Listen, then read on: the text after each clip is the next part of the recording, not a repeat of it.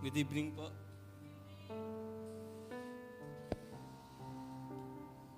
Paano ba to?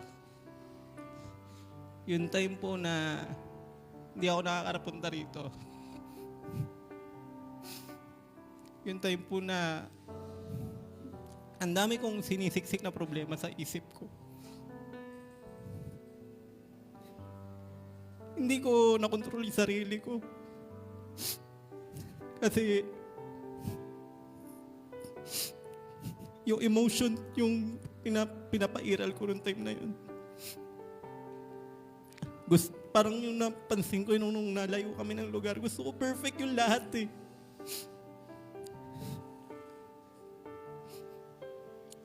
Hanggang sa pumunta kami ng Pande.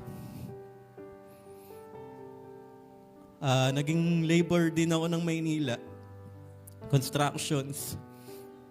Pag uwi ko dun sa Pande, nakalabas lahat ng gamit ko. Hindi ko alam kung saan ko ilasakay. Wala kasi akong pera-pera ang time nun eh.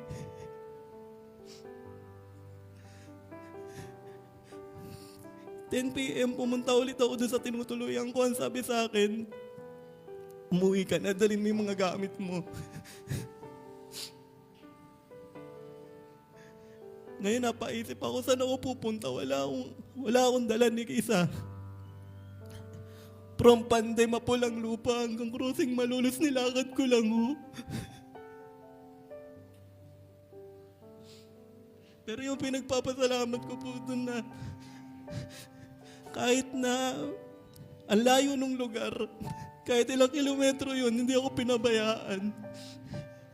Kasi yung tendency nun, pwede akong imbitahan ng ibang tao na ganito, trabaho sa ganito, pero hindi eh. Alam niyo po yung lutang yung isip ko, ano nangyari?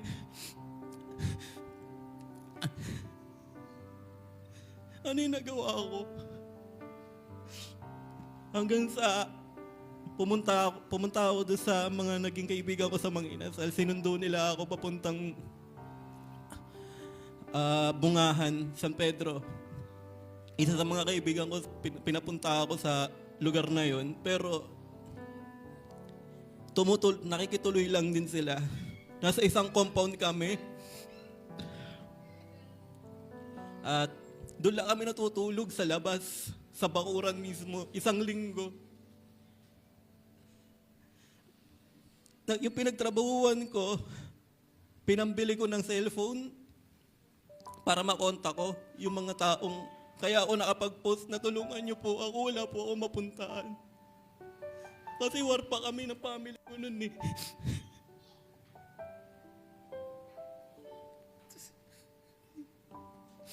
Sobrang hirap po kasi nakisama ko sa ibang pamilya na talagang walang-wala. Nakikituloy lang.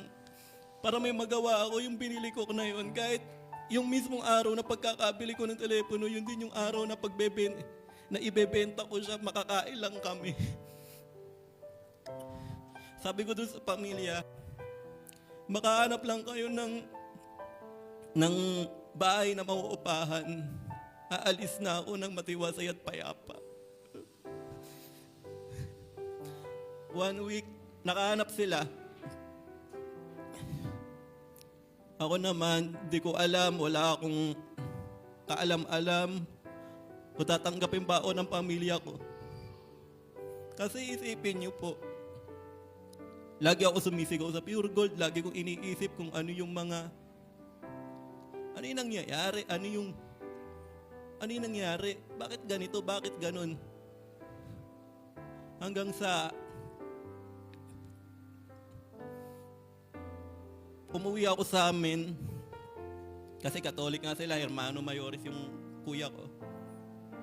Yung pinakamasarap na nangyari sa akin na sinundo ako ng magulang ko nung sa labas ng bahay.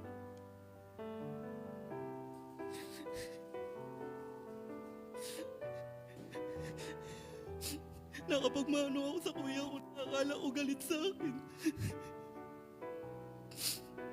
Ngayon po binubuo ko yung sarili ko na kahit ako lang mag-isa. nagtatrabaho.